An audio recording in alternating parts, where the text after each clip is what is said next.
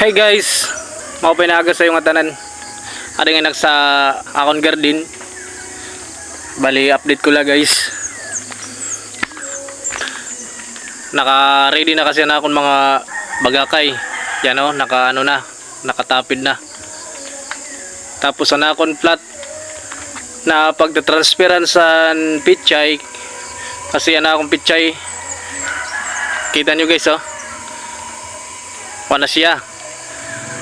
Dordag ko na mga 4 days na ito siya tigang na sabrag siya ito bali ni nga kawayan panin siya ni papasak ang kusan pipino ano guys ito na akong pipino bali mga 4 layers lang siya 5 layers pa kadto ano siya tapos anakon lahat mga sitaw dito sa gilid-gilid mga turok na bali mo yun siya guys anakon flat tulula siya para ito sa pichay ini naman na mga kumpul-kumpul ito na mga gubon-gubon dida siya ito laan pipino kasi para diri sayangan lupa ang but nga pagitan tamnang ko pichay para mas duha maani ka sa pichay maani ka sa pipino sa gilid naman may mga sitaw na guys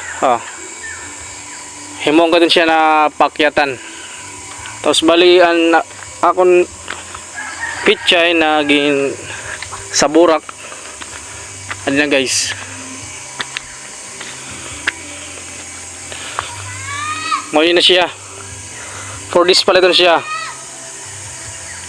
so ito guys bali pag 10 days niya guys transfer ko na sa flat